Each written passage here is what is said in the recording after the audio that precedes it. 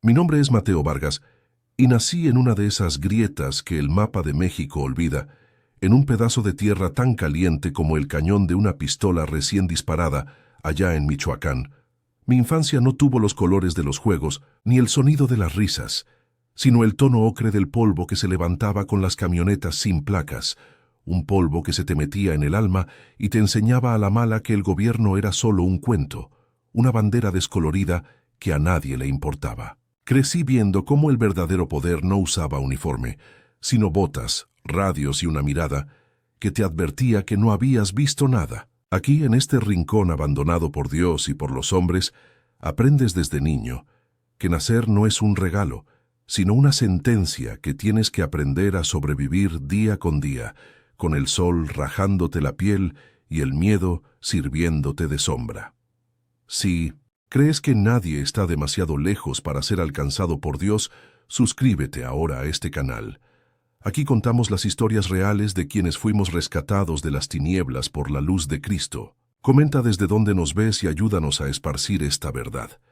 Mi padre fue un fantasma, una silueta que se borró antes de que mi memoria pudiera grabarle un rostro, dejando a mi madre sumergida en una resignación que olía a tierra mojada y a miedo viejo. Nuestra casita de adobe no era un hogar, era una trinchera donde nos escondíamos del mundo, y el silencio de mi madre era la lección más dura de todas. No esperes nada, no confíes en nadie, agacha la cabeza. Ella no me enseñó a rezar, me enseñó a callar. Su miedo era un aire denso que se respiraba en cada rincón, una herencia invisible que me preparó no para vivir, sino para no morir. En ese silencio aprendí que la única familia que te cuida es la que eliges en la calle, la que te ofrece un arma en lugar de un abrazo, porque en nuestra realidad la protección era más valiosa que el amor.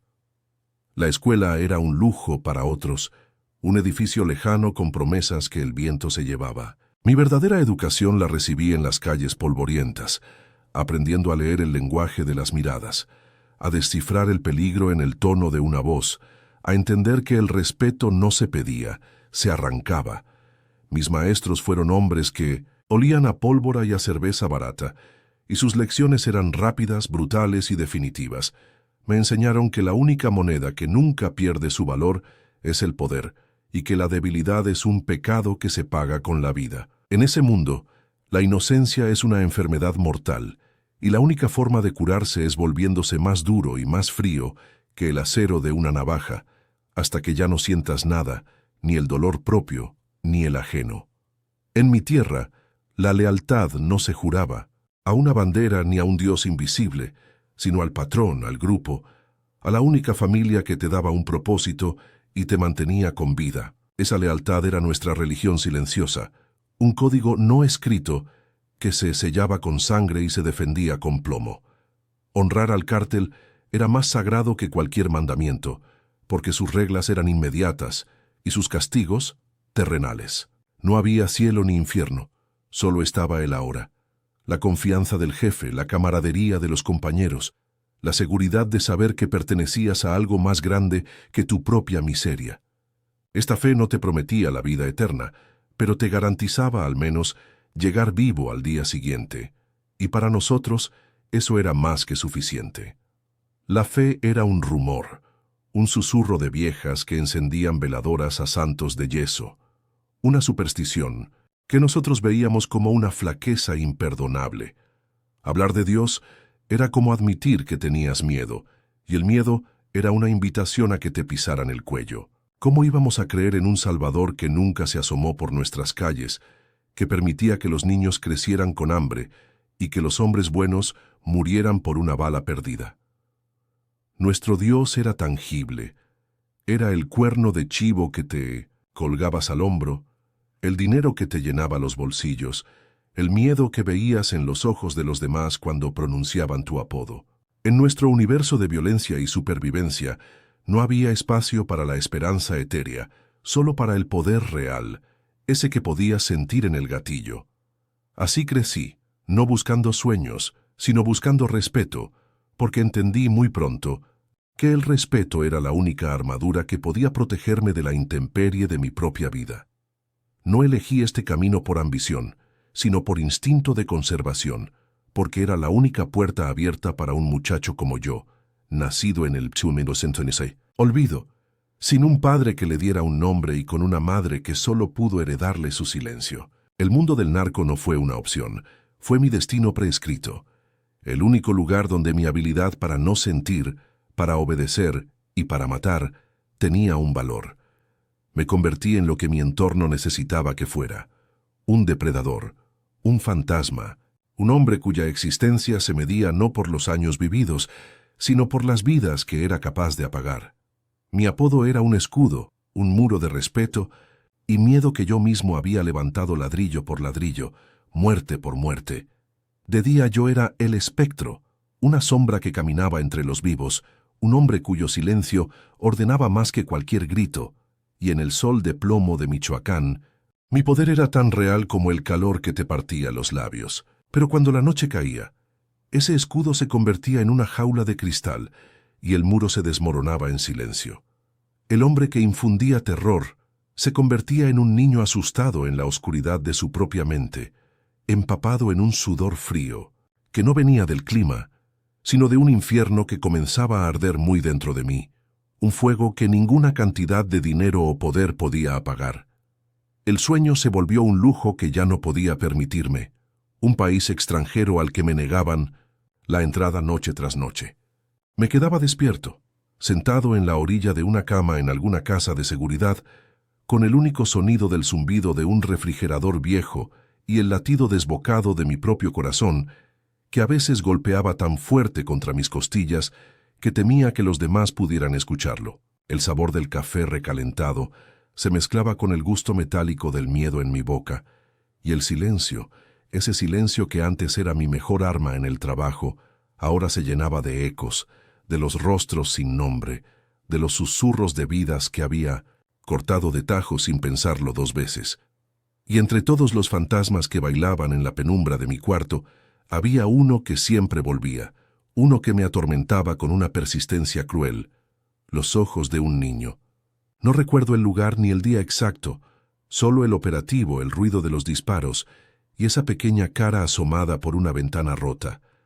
No había miedo en su mirada, ni odio, solo una curiosidad profunda, una inocencia tan pura que me quemaba por dentro más que cualquier bala. No me veía como un sicario ni como un monstruo, simplemente me veía, y en ese acto tan simple me desnudaba por completo, me obligaba a confrontar el vacío que se escondía detrás de mi apodo, la nada que realmente era yo. Empecé a evitar los espejos, porque el hombre que me devolvía la mirada se había convertido en un extraño, un depredador de ojos huecos que ya no reconocía como míos. A veces, en medio de una conversación, sentía un vértigo repentino, como si el suelo se abriera bajo mis pies y yo cayera en un pozo sin fondo dentro de mí mismo. Había una sombra permanente detrás de mis ojos, una neblina que ni el sol, más brillante, podía disipar. Era un frío que se me había metido en los huesos, un frío del alma que no se quitaba con el calor de la sierra ni con el abrazo de una mujer. Era la prueba de que algo en mí se había muerto hacía mucho tiempo y apenas ahora estaba empezando a oler a podrido. La soledad se volvió mi compañera más fiel, incluso cuando estaba rodeado de mi gente en medio de las fiestas con música, a todo volumen, botellas de tequila y risas forzadas. Yo podía estar ahí, en el centro de todo, y sentirme a 1000 kilómetros de distancia, como si estuviera viendo una película de mi propia vida desde afuera. Era un vacío en medio de la multitud, una pieza faltante en el rompecabezas de mi propia existencia. Ellos veían al jefe, al hombre de confianza, al espectro, pero por dentro yo era un hueco, un eco, un hombre que había perdido la capacidad de conectar, de sentir algo más allá de esa creciente angustia que me ahogaba en silencio. Los ataques de pánico llegaban sin avisar, silenciosos y letales como yo solía ser. Podía estar limpiando un rifle, contando dinero o manejando por una brecha polvorienta, y de repente el aire se volvía espeso, imposible de respirar. El pecho se me apretaba como si una mano invisible quisiera arrancarme el corazón, y tenía que aferrarme al volante o a la mesa para no derrumbarme. para que nadie notara la grieta que se abría en mi fachada de hielo. Mantenía la cara impávida, la mirada fría mientras por dentro se desataba una tormenta, un grito mudo que amenazaba con desgarrarme y exponer la verdad, que el hombre más temido de la región le tenía un terror profundo a su propia alma. Intenté ahogar esa voz con más trabajo, con más violencia, creyendo estúpidamente que si me sumergía más profundo en la oscuridad, la luz de esa conciencia incipiente se apagaría para siempre. Me volví más frío, más eficiente, más brutal, buscando en la sangre ajena una forma de lavar la suciedad que sentía en la mía. Pero cada vida que tomaba, cada acto de crueldad, solo servía para echarle más leña a ese fuego interno. La culpa no se iba, se acumulaba como el polvo en una casa abandonada, y el vacío no se llenaba, se hacía más grande, más hambriento, devorando los últimos restos de lo que alguna vez pude haber sido. A veces, en un impulso que no entendía y que despreciaba profundamente, hacía cosas que contradecían al monstruo que yo mismo había creado.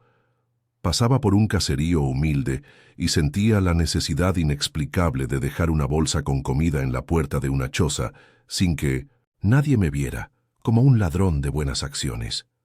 Odiaba esa parte de mí, esa flaqueza que me recordaba a un Mateo que ya no existía, una debilidad que en mi mundo se pagaba con la muerte. No sabía de dónde venía esa compasión enferma, pero era como una hierba mala que crecía en las grietas de mi alma endurecida, un recordatorio de que algo dentro de mí se negaba a morir del todo. Así vivía, atrapado en una jaula de oro y plomo que yo mismo había construido. Tenía el respeto que siempre busqué, el poder que todos anhelaban y el dinero para comprar cualquier cosa, excepto la paz. Estaba encarcelado en mi propio silencio, prisionero de un apodo que ya no me protegía, sino que me asfixiaba. El hombre, que podía moverse sin ser visto, no podía escapar de sí mismo, y esa sed de algo que no podía nombrar, esa hambre de un significado que el dinero no podía comprar, se estaba volviendo insoportable. Una bomba de tiempo en el centro de mi pecho que, yo lo sabía, tarde o temprano iba a estallar. El día que mi mundo se quebró, no empezó con un presagio ni con un cielo de mal agüero, sino con la misma rutina de siempre, con el sol de plomo rajando la tierra y el olor a diésel y a pólvora fría impregnado en la ropa. Nos preparábamos para una limpia, una de esas operaciones que eran tan comunes como la cosecha de aguacate. Pero en lugar de fruta, nosotros recogíamos vidas. Había una calma extraña en mí, una confianza que rayaba en el aburrimiento, porque yo era el espectro, el hombre que no fallaba, el que caminaba por el filo de la navaja sin cortarse.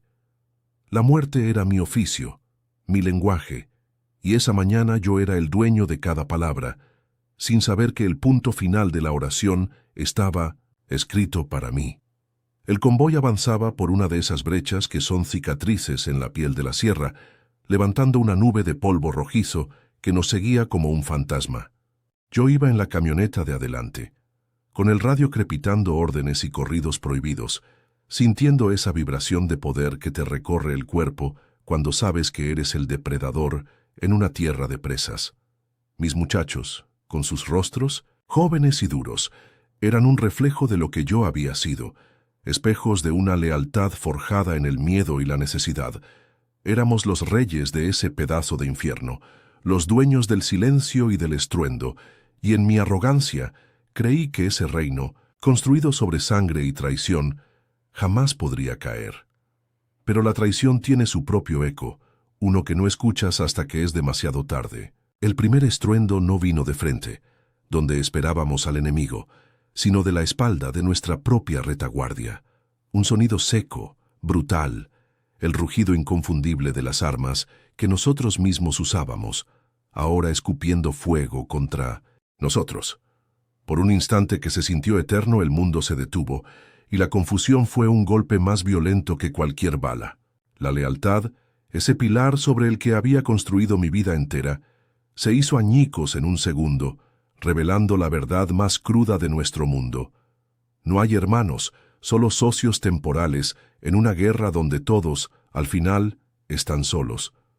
Entonces sentí el impacto.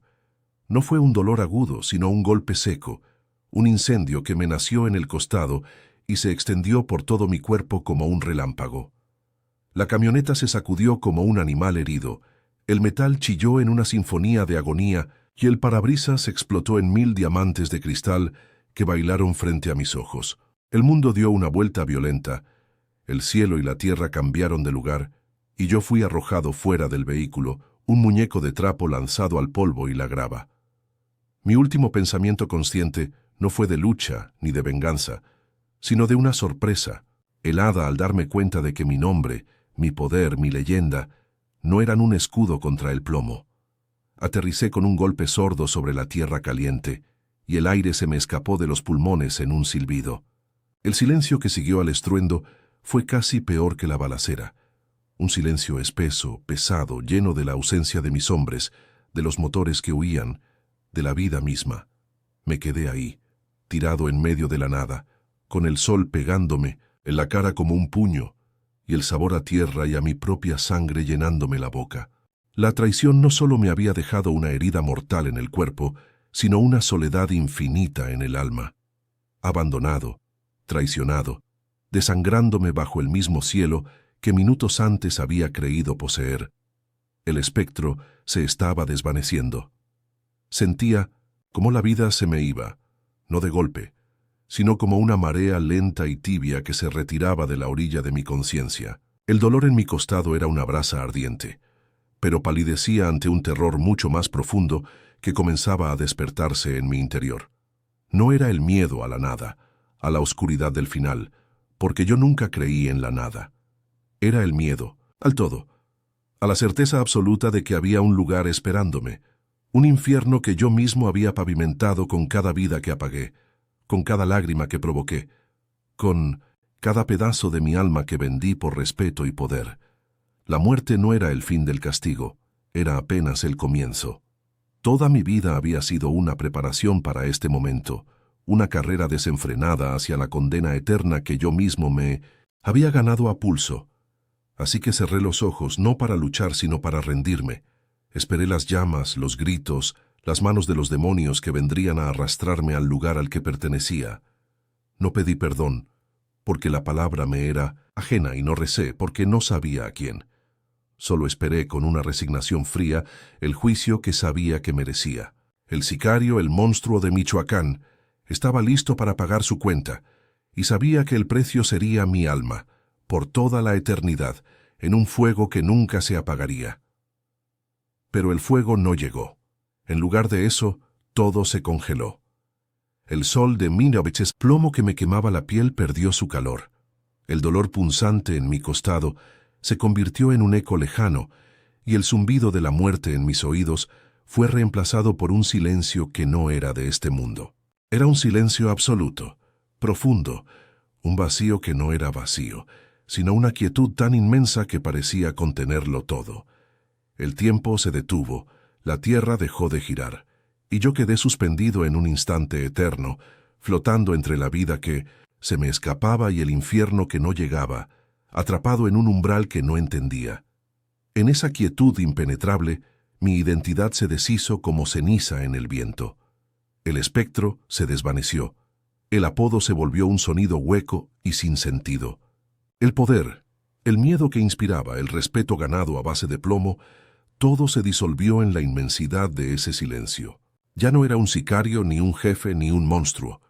Era solo Mateo, un hombre desangrándose en el polvo, despojado de todas sus máscaras, de todas sus mentiras, reducido a la verdad más simple y aterradora, un alma desnuda, temblando ante una presencia que empezaba a sentir a su alrededor, una presencia que no era de este mundo. Y entonces lo sentí. No era una visión, ni una voz, ni una figura recortada contra el sol. Era algo más profundo, una certeza que nació en el centro de mi ser moribundo. Algo estaba allí conmigo, en medio de la soledad y la grava. No juzgaba, no acusaba, no amenazaba, simplemente estaba.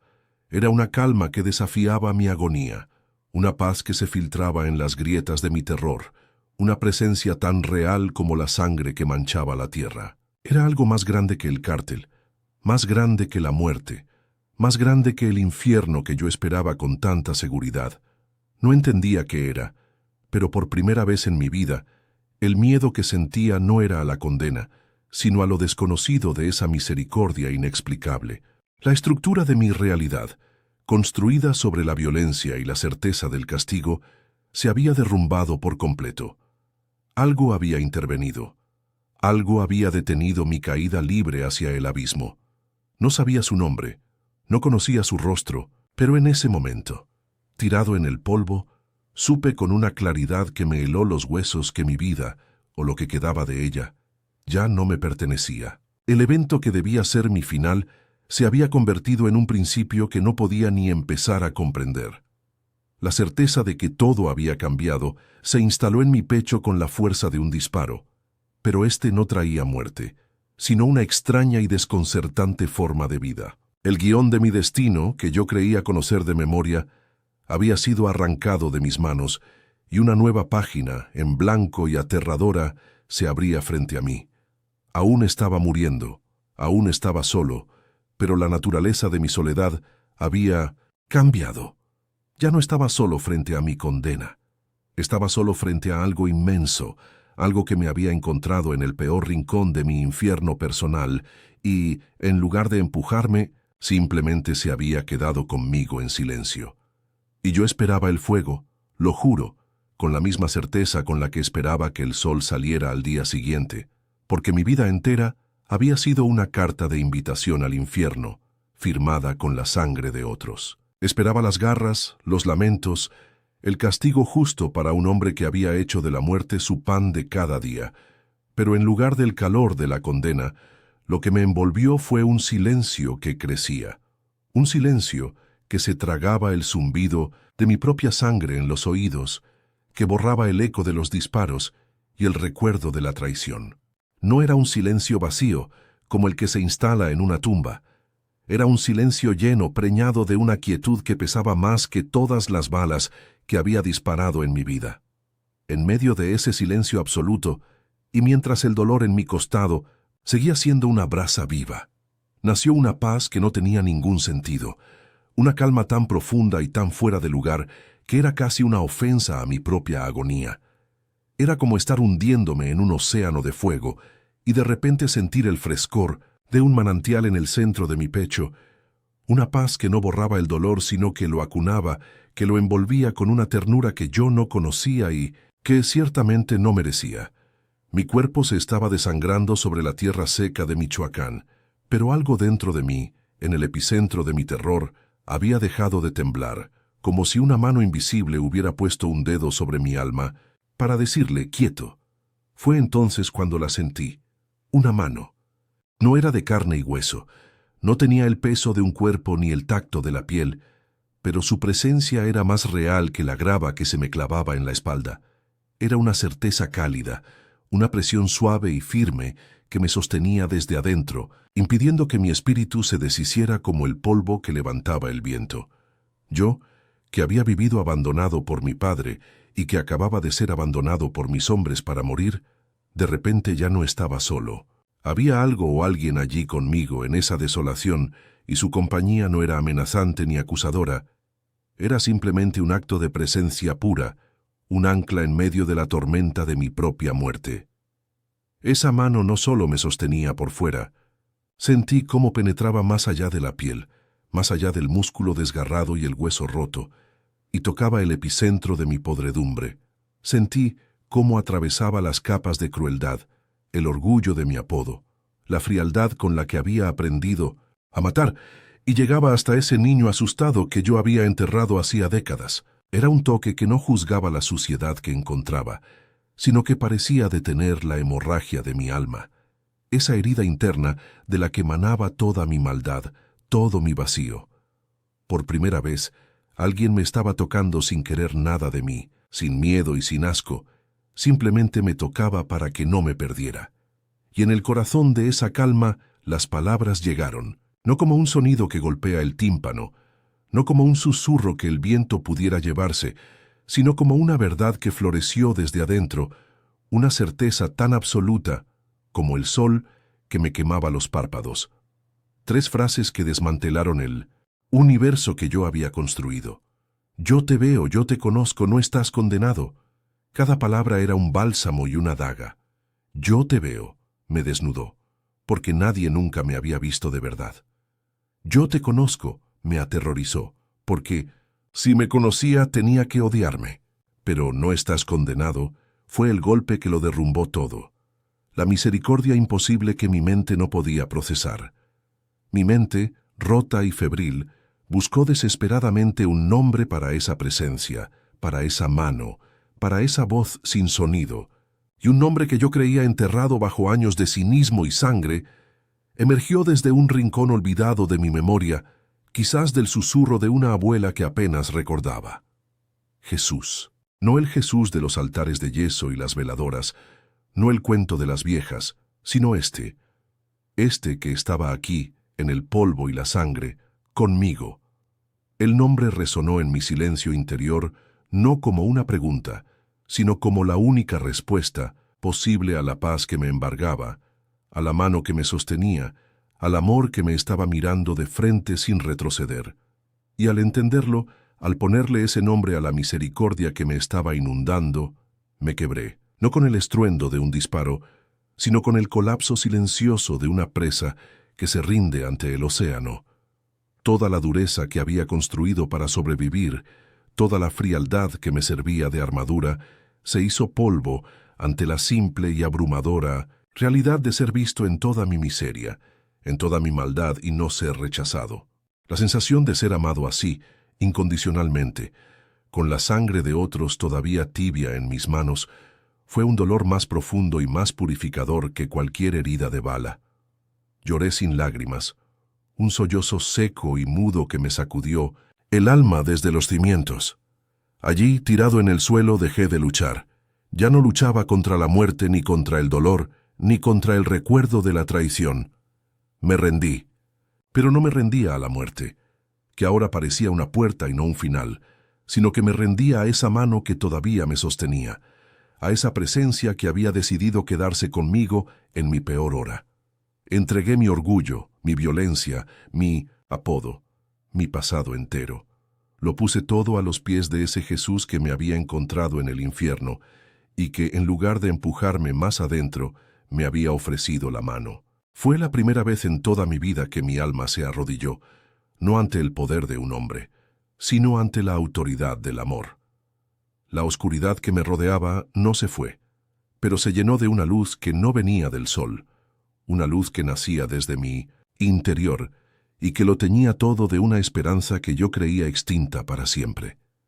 La paz no se marchó, se instaló en el fondo de mi ser como un río subterráneo, una corriente de vida nueva que corría por debajo de mi cuerpo moribundo. No sabía si viviría o moriría, y por primera vez en mi existencia no me importaba. Ya no era el espectro, el sicario temido, el hombre abandonado a su suerte.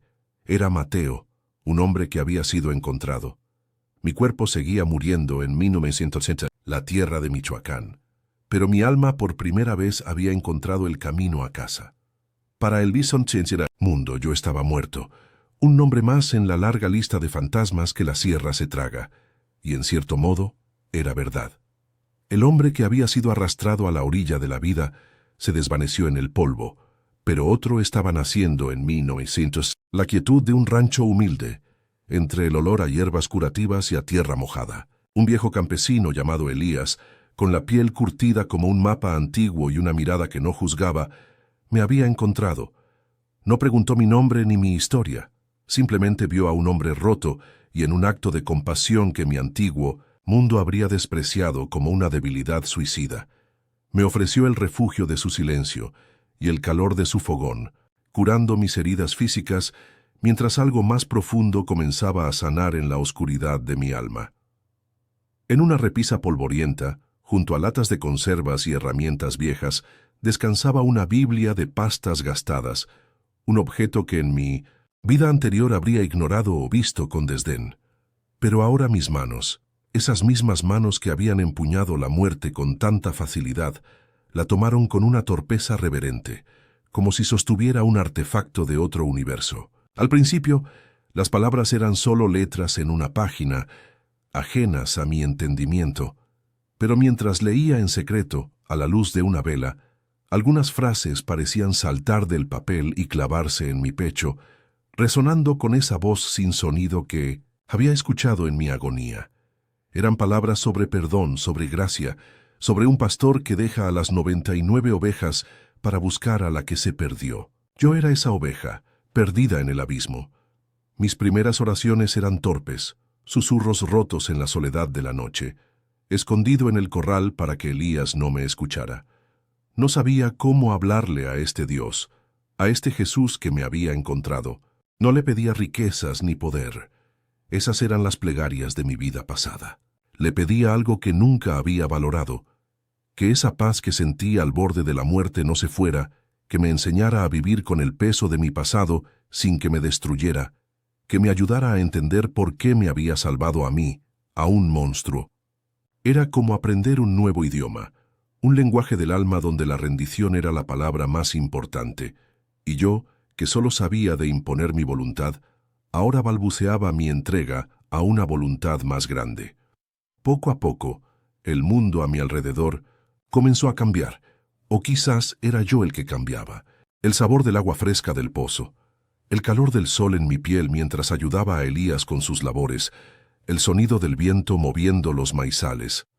Todo adquiría una nueva dimensión, una profundidad que antes me era invisible.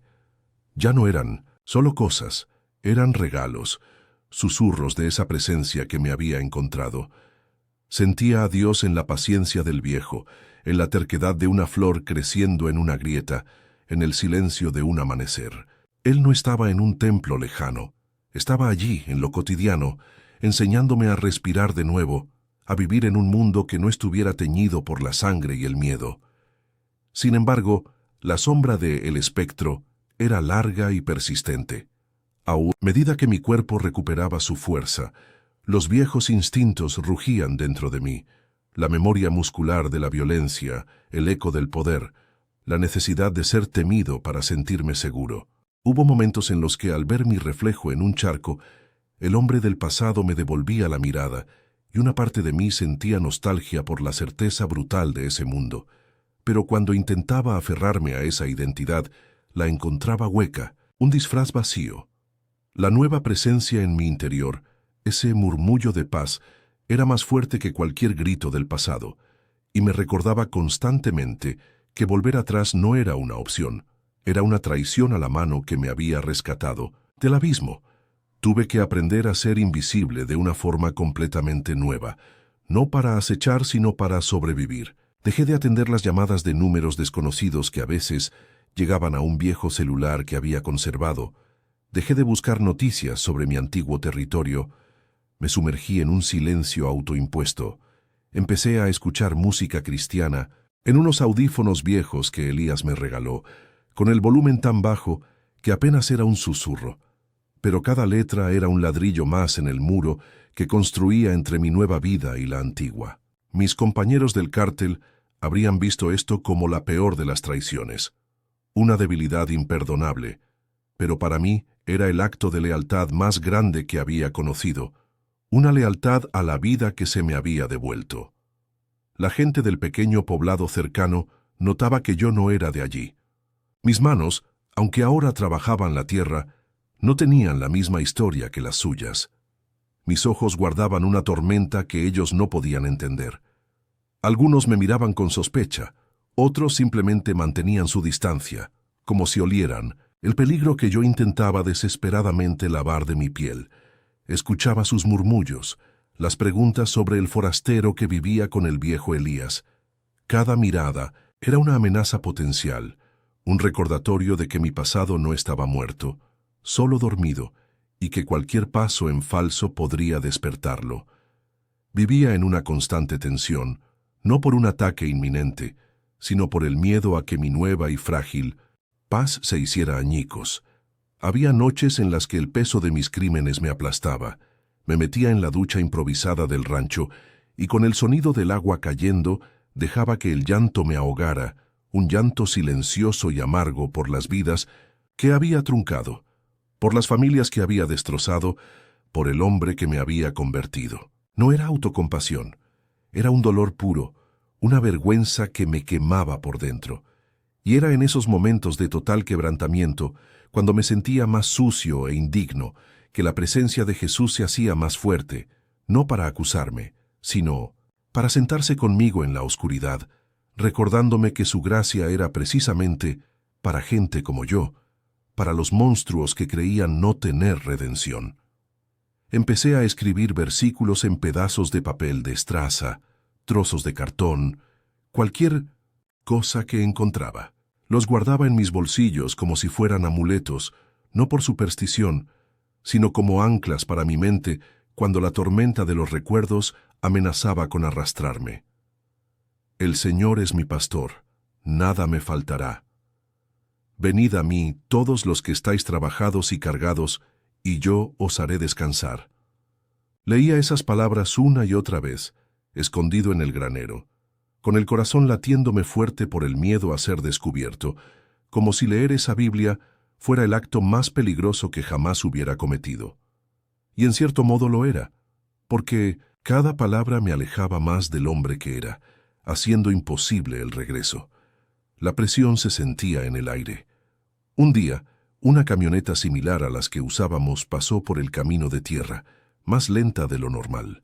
Los hombres adentro me miraron con una curiosidad que me heló la sangre.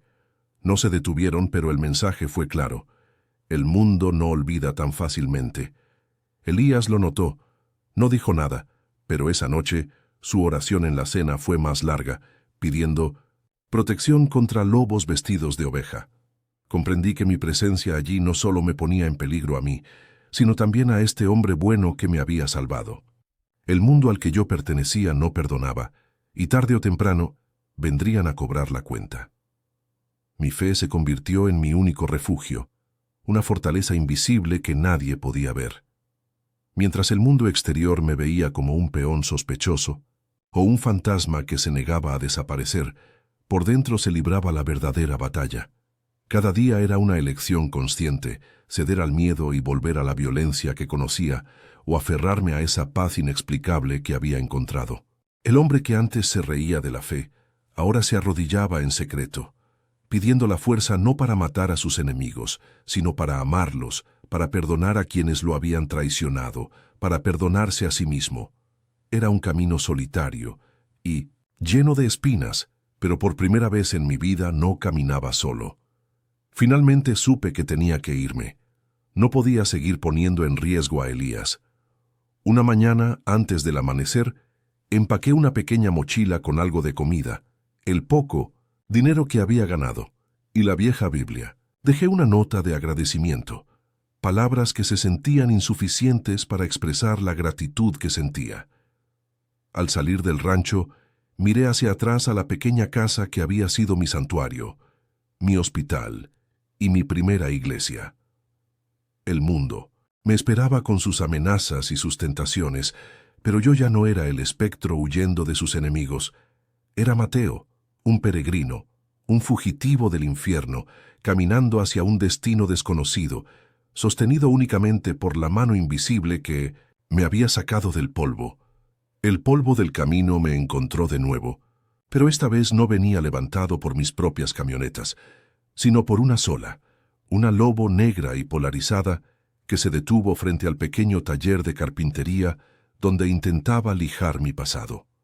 El corazón, este traidor que ahora sabía rezar, me dio un vuelco y reconoció el sonido de ese motor antes de que mis ojos pudieran confirmar el peligro. De la camioneta bajó el chueco, el hombre que me traicionó, el que me dejó por muerto en aquel camino de tierra. Su rostro, endurecido por los años pero inconfundible, era una aparición del infierno que creí haber dejado atrás. Se acercó despacio, con esa sonrisa torcida que le dio su apodo, y por un instante el viejo espectro despertó dentro de mí, un animal acorralado listo para morder, calculando distancias, buscando un arma, un escape. El olor a aserrín fue reemplazado por el recuerdo metálico de la sangre, y el pacífico taller se convirtió de nuevo en un campo de batalla. El mundo que con tanto esfuerzo había construido en el silencio amenazaba con derrumbarse con una sola palabra, con un solo disparo. Él estaba aquí y en nuestro mundo. Estos encuentros no terminan con un apretón de manos. «Te ves diferente, Mateo», dijo. Su voz era la misma, lija áspera que recordaba. No había amenaza en su tono, sino una especie de cansancio, de derrota. Me contó que la vida lo había golpeado duro, que el cártel lo había desechado como a una herramienta rota, que vivía huyendo, no de la ley, sino de los fantasmas de los hombres que había matado, incluyéndome a mí, a quien creyó muerto por años. No vino a matarme, vino porque escuchó un rumor, el de un hombre que se parecía a mí y que hablaba de un perdón que él no podía entender, y en su desesperación vino a buscar la fuente de ese rumor. No buscaba a el espectro para ajustar cuentas, buscaba a Mateo para pedirle ayuda, para preguntarle cómo se duerme por las noches sin que los muertos te griten al oído. En ese momento, la verdadera prueba no era si podía defenderme de él, sino si podía hacer lo que Jesús había hecho por mí en aquel camino de tierra. Miré a este hombre, mi traidor, mi casi asesino, y no vi a un enemigo, vi un reflejo de lo que yo había sido, un alma rota, ahogándose en su propia oscuridad, buscando a tientas una salida. El espectro habría aprovechado su debilidad para destruirlo, para saborear una venganza fría y tardía. Pero el espectro ya no vivía aquí. Así que respiré hondo, sentí esa paz que ahora era mi ancla, y en lugar de un arma, le ofrecí lo único que tenía, lo único que realmente valía algo. Le ofrecí mi historia, la verdad de cómo fui encontrado, en el polvo. Lo invité a sentarse en una pila de madera, y mientras el sol de la tarde entraba por la ventana, llenando el taller de una luz dorada, le hablé. Le conté de la sangre, del abandono, del terror al infierno, y luego de la paz inexplicable, de la mano que me sostuvo, de la voz que me dijo que no estaba condenado. Mis palabras eran torpes. No soy un predicador, solo un carpintero, pero salían de un lugar tan profundo y tan real que llenaron el silencio entre nosotros. Le hablé de Elías, de la Biblia polvorienta, de aprender a orar a escondidas. No le ofrecí una solución fácil, le ofrecí la única verdad que conocía, que hay una gracia más grande que nuestra maldad, un amor que no tiene miedo de entrar en nuestro infierno personal para sacarnos de ahí. Cuando terminé, el silencio volvió a caer sobre el taller. El chueco no dijo nada por un largo rato, solo miraba sus manos, como si las viera por primera vez. Luego levantó la vista, y en sus ojos vi la misma grieta que se había abierto en mí hacía tanto tiempo, la primera fisura por donde la luz puede empezar a entrar. Se levantó y, sin decir palabra, me dio un abrazo torpe, de hombre a hombre, un abrazo que olía a desesperación y a una pequeña, diminuta semilla de esperanza. Se fue como llegó, en silencio, dejando su camioneta y desapareciendo por el camino. No sé qué fue de él, no sé si encontró lo que buscaba, pero esa noche yo dormí con una paz que nunca antes había conocido. Ahora mi vida sigue su curso, simple y anónima, en este rincón del mundo olvidado por los mapas de la violencia. A veces, mientras lijo una tabla hasta dejarla suave, pienso en mis manos, estas manos que han conocido el peso frío de un arma y ahora conocen la calidez de la madera, la textura de las páginas de una Biblia gastada. Ya no miro al cielo con miedo al juicio, sino con la gratitud silenciosa de un hijo que ha vuelto a casa. No sé qué me depara el mañana, si el pasado volverá a llamar a mi puerta, pero ya no importa. El espectro murió en aquel camino de tierra. Yo soy Mateo, un hombre que fue encontrado en el polvo, y mi redención no necesita testigos. Es un diálogo callado, un trabajo diario, un testimonio silencioso que se construye con cada amanecer. Estoy en paz.